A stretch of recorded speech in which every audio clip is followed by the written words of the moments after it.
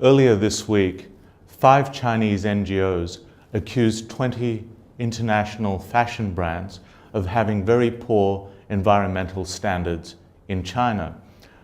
They accused them of behaving irresponsibly. In actual fact, it wasn't the 20 international brands who were at fault.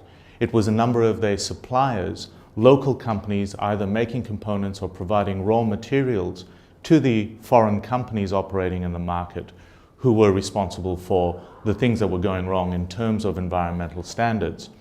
But what the report released by the 5 NGOs suggested was that the foreign companies invested in China needed to take responsibility for the actions of their suppliers.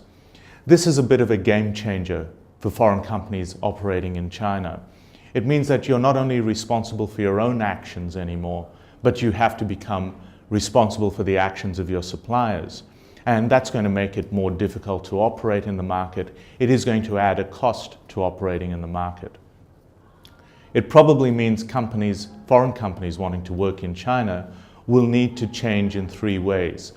The things that they're going to have to start to do. Firstly, they're going to have to do a lot of due diligence on the companies they're working with in the market, those companies they're partnering with, to make sure that the standards being followed by those companies can meet the same standards that the foreign companies would be applying, possibly even applying in their home markets.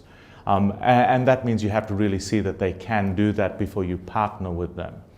The second thing that foreign companies operating in this market are going to have to do then is to put in place very stringent contracts with their suppliers that basically say you have to meet these standards or we can end the contract and we will find other suppliers.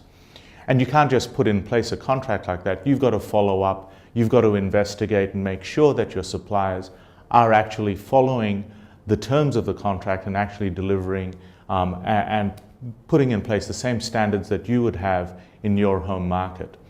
The third thing that foreign companies are going to have to do in the market is communicate, and communicate much better what they're doing on corporate social responsibility, including the types of actions and work they are doing with these local suppliers to bring their game up, to lift their standards.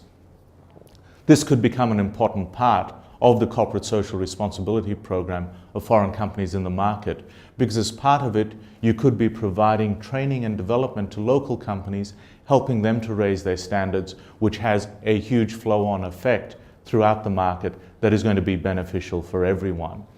Of course, good corporate social responsibility comes at a cost. Gone are the days when you could have corporate social responsibility, which is at best token corporate social responsibility in a market like China.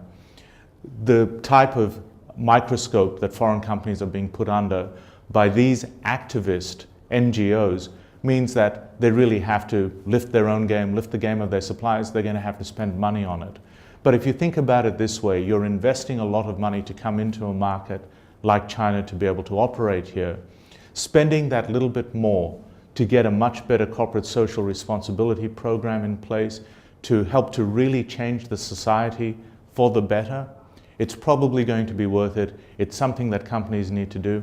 And remember to communicate about it, to make sure the message is getting out of what you're doing, so that if you are put under that microscope, the community, society, the NGOs actually have an understanding of what you are doing in the market.